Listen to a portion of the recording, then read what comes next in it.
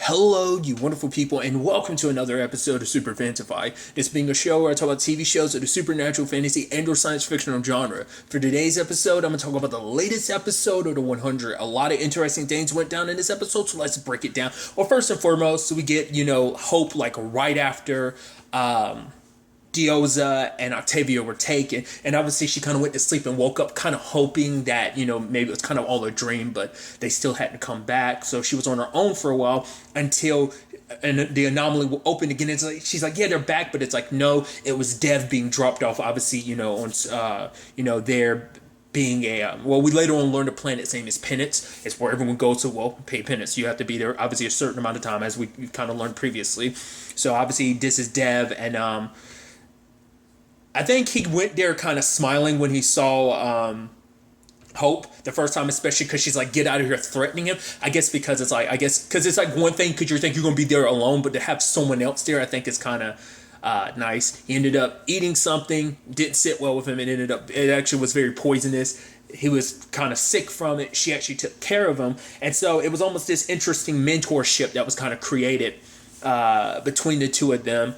Cause obviously she brought it up in episode 2. He's the one that actually trained her, because it wasn't Octavia or Dioza, because more so than anything, Dioza was opposed to training her. Because I think both of them would, and it's something that comes up later on of like, oh yeah, the reason why she never trained you, she didn't want you to be like her. I'm sure that after everything Octavia's been through, I'm sure she doesn't want you to be anything like her either. So, like herself, I mean, not Dioza. You get what I'm trying to say. But she got so close to Dev, and I think is really good that like this episode sets in tone. Like obviously we kind of already knew this was going to deal with time travel and stuff like that. It's not even this. It's somewhat time travel, but technically not. It's just shit ton of time is passing really quickly because they're moving around and time is moving differently on different planets, and the planets move at different ways, and so it's like, going through the anomaly, you never know how much time is going to pass with you being there and everything. Regardless, it's such an interesting thing, and it sets up an interesting. We're literally only on episode 4. We're already doing this. We're doing like huge ass time skips in certain regards, where it seems like maybe a day or so passed here. It's been like 5 years over here. It's like, wait, what? That's going to be interesting, especially when you consider, like, obviously this being the final season and everything. It means things are going to take a very interesting turn where people will be separate, and it's like, oh, I haven't seen you. God, it's been forever. What are you talking about? You left like an hour ago. Yeah, it's been like 40 years. What are you talking about? Well, it's going to be that type of stuff, and I think that's so interesting. Because sadly, despite all the training Dev gave her, like when the anomaly first came and all the disciples came, like he helped, like she froze and he ended up dying. He ended up protecting her, but she blames herself.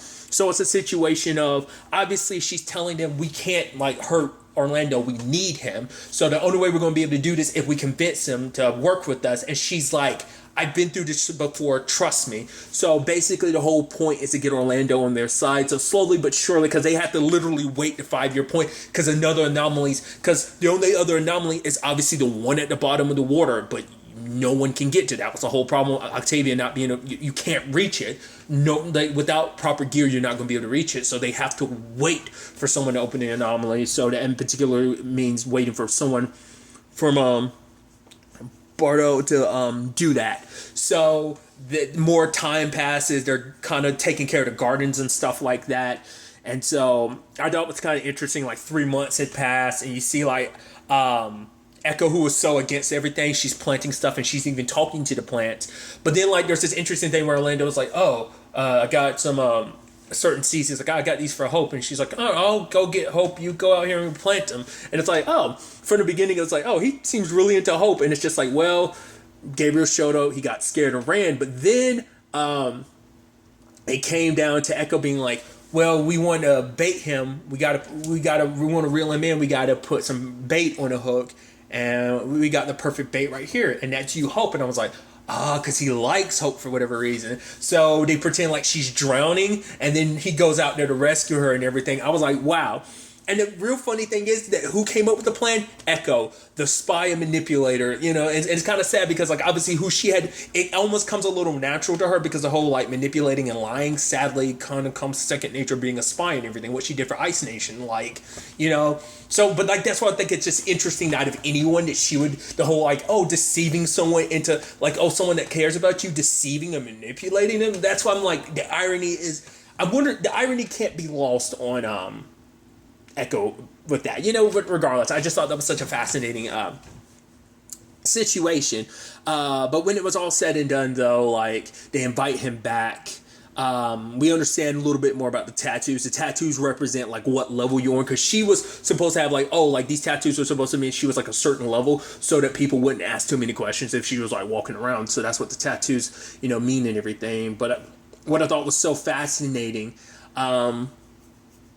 Is like obviously now she's actually hearing about her mom. It's like, wait, my mom was a terrorist. It's like, well, she was a freedom fighter, but I mean so it's like, oh right, your mom didn't tell you anything about her her very shady complicated past. And it's like and Echo said like, yeah, because she didn't want you to be anything like her. If won't wait till she sees you now. It's like, yeah, no matter how much she her trying to make you not like her, you became so much like her.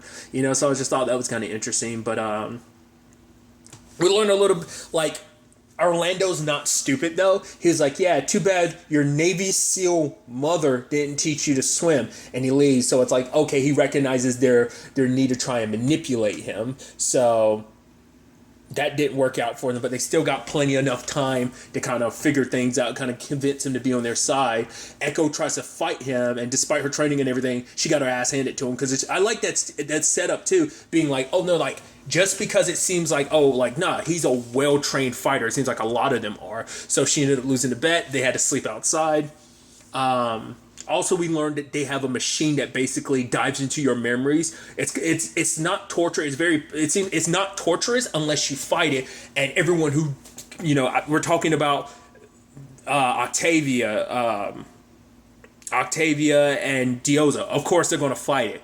Bellamy most likely going to fight it because it's someone trying to root into your mind, trying to get, So that also explains some stuff later on. I'm like, why do they know so much about you guys already? I was like, is it because they're from the future technically? So they all the stuff that exists about you is there, or could it be a combination of that? Like all this information already exists because technically for them you've already happened, you've already come and gone, so your entire story is written for them. So they just gotta find the information that's out there, whatever records exist. Or is it a situation of they get the information, like, so for example, they, can we cut back to present day and stuff like that? They know about Clark. Is the reason they know about Clark is because, since they took him, even though it hasn't been that long on, Sanctum, it's been a while for Bellamy, so they probably ripped Clark out of, both his head, Octavia. Well, because that probably was most likely, let's not forget, they got Octavia and Dioza first, so that's probably why they already know so much about everyone, because they got that, and then they got probably even more out of Bellamy, so it's probably more so that the reason why they have it, because I kept being like, how the hell do you have so much data on people, even going by, like, even later on it says, Griffin Clark alias Juan Hayda, and I'm like, knowing stuff like that, it's like, well, that's why, so like I said, little things like that is so interesting. But I really thought was interesting too, like the Gabriel and Orlando conversation, because the whole thing about him being like worshiping a false god, and Orlando was like, what'd you say? Because the whole conversation that, it comes up later on, I thought was kind of interesting, because it's like, how do you still believe? And it's like, for him, it's like, yeah, because it's something you've kind of, it's something you've known your entire life, you kind of don't fight it. I mean, because, Gabriel was kind of on the other end of that, because he was there at the beginning when, like, the primes became the primes and everything. So he was always in the know about what was really going on. Other people were born into this. So for them, and that, it's so interesting, the parallels between everything with the shepherd and, the disciples and everything with the, primes and the believers and the non-believers. Like the believers, it's like they've ever known for generations upon generations of this. So why would you fight it? Why would you think something's wrong with it? It's, obviously there are exceptions, that being, certain people just kind of lost themselves to it, with the exception of, the children of Gabriel. And just like I said, it's just the parallels are interesting. But the whole point is, like, Gabriel was making, it's like, oh yeah, like worshiping a false god. He's like, I get it. We're both humans. Like, along with your shepherd, we escaped a burning planet, a planet that got that way by humans kind of professing, kind of like that they knew God's will or some shit like that. Kind of like professing to be the ones that kind of have all the answers when they didn't. And so for Gabriel, this whole thing of kind of like blindly following someone, obviously that kind of doesn't sit right with him, considering everything that happened in Sanctum, what the monsters everyone became, as well as the what a catastrophe that kind of wrought for Sanctum. So, but because of that, Orlando decides that he's going to train everybody, and I thought that was interesting. And he would get like a hard cut, like Hope with the short haircut, same thing for Echo, and it's been like 5 years and stuff like that. And it's just like, oh, who's next to get their tattoos? And I love that Gabriel was like, nah, you go, Echo. I'm eating. She's like, you're always eating. Because for him, like he had said, like, for Orlando, it's like, and even him, the shaved beard, he doesn't look as crazy and wild as he was, before. But it's like, for him, it's like all he ever knew was, the shepherd and, being a disciple. But it's like, it all changed the moment, he got to know them over these past 5 years. So he's training them, preparing them for everything. The whole plan was to basically knock them out, the disciples out, and pretend like he's a hostage and stuff like that, to get in and get out. Like, there's not meant to hurt anyone, because he's actually someone who's trained a lot of these people. And obviously Hope ends up killing one, trying to defend Echo, who is about to be attacked. And obviously it hurts Orlando. He's just kind of like, and then like at one point Echo takes off the mask and sees the look on his face. It's like, these are people he knows. So for her, kind of who she always has been, still, it's like, we got to kill them. And then Gabriel's like, what the hell are you doing? It's like, these people meant something to him. It's like, but you're talking about leaving him and everything here. It's like, yes, we're his friends. We're not his people. Once again, the person who realizing this is Echo, because it's almost interesting, because Echo's always kind of had a little bit, it's kind of like, it's almost like you lost track. It's like, we were friends with him and everything. We care about him and everything. But the fact of the matter is, at the end of the day, these are the people he's grown up in, the system that he's grown up in, versus these people he's come to know for 5 years. He's going to pick them hands down, because Echo, when the time came, ended up kind of choosing her own people, in that same regard. So, like, I think if anyone's going to understand that more so than her, would be her. Like, of course you're going to pick your people.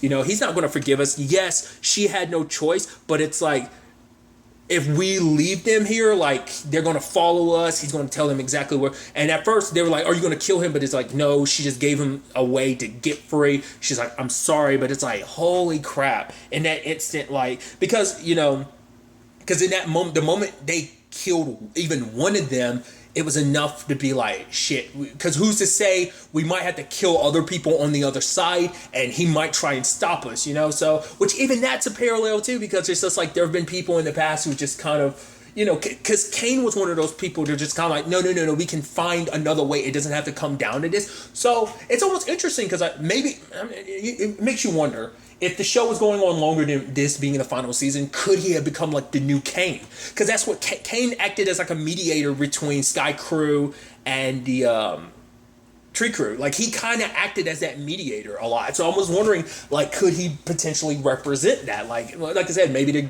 did this with him specifically because it's the final season. We'll get to it soon enough, but I just thought that was kind of like a little heartbreaking, because in that one instance, this relationship they built up over the past 5 years. Hell, even that moment where it's like, when Hope saved Echo, she's like, okay, thank you. And they kind of put their heads together. It's all like, it's like the whole thing of like, yeah, they were saying, like Gabriel was saying that thing to Hope. It's like, yeah, we're your family. Like, they were playing it up beforehand, but now it's very true, I mean, hell, Echo's literally been in this situation back in between season 4 and 5, when she was, in space with, Bellamy and everybody else, so, and this is also about saving the people that they care about. So it's a thing of like, you're willing to cross whatever line you need to do it. So there's that.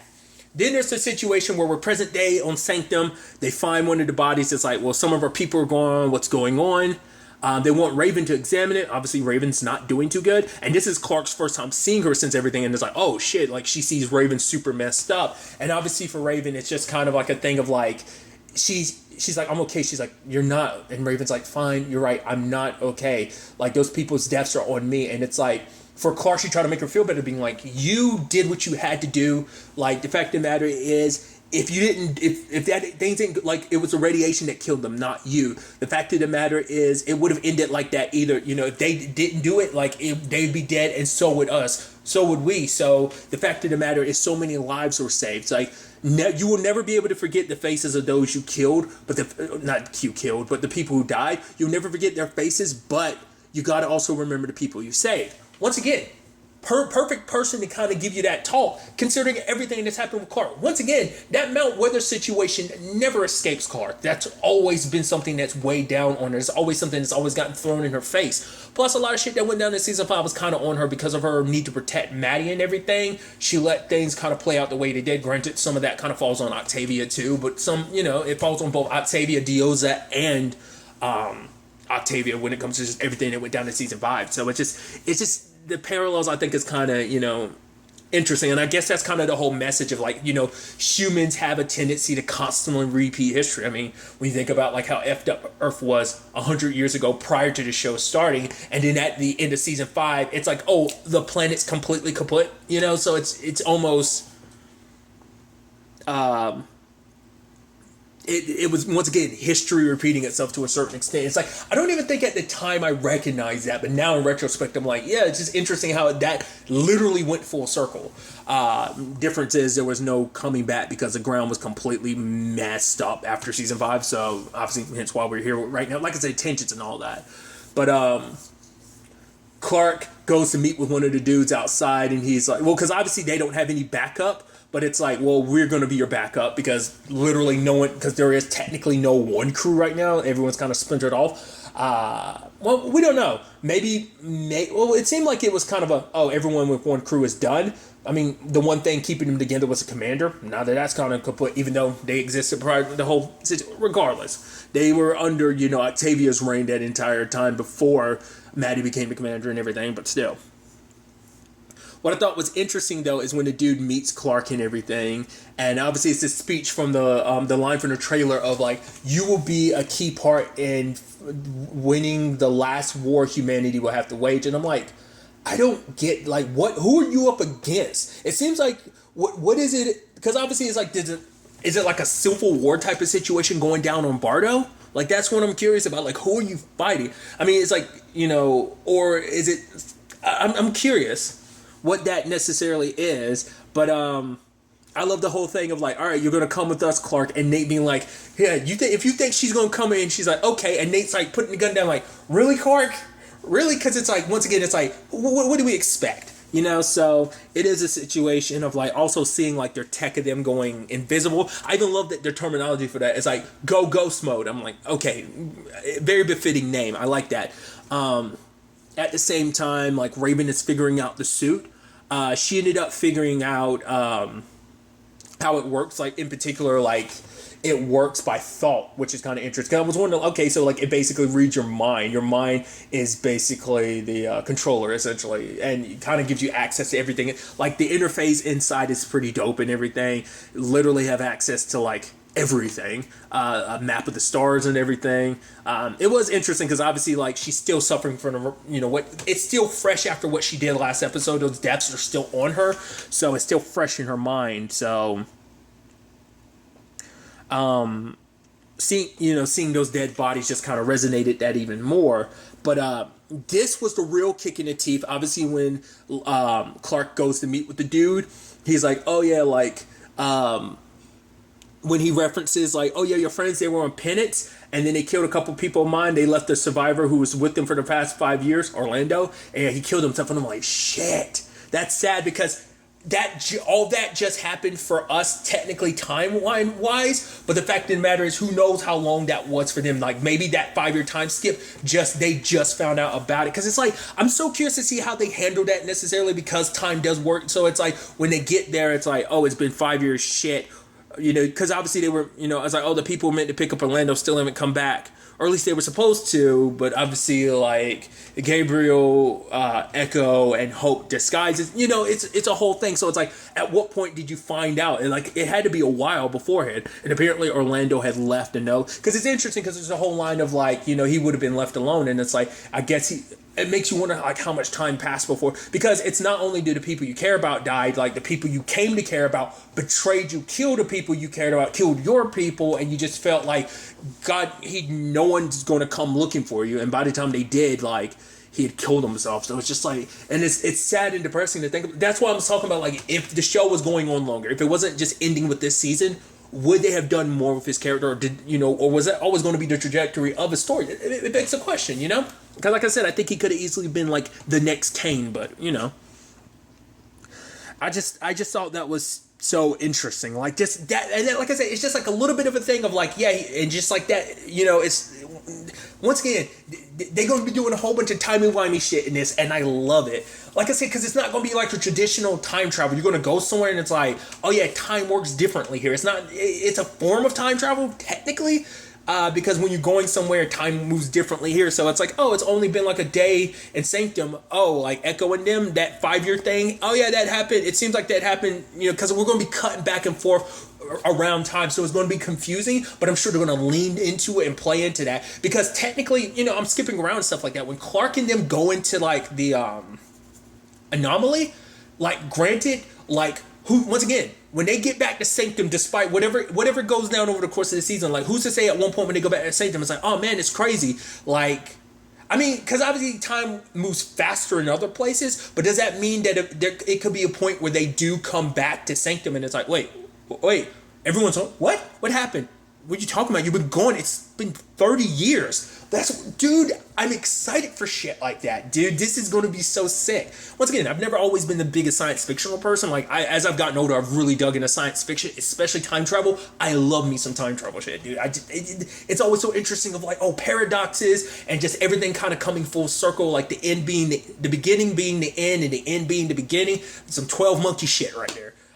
I'm sorry, I get too damn ecstatic about this type of stuff. Speaking of 12 Monkeys, because that being my literal favorite time travel show.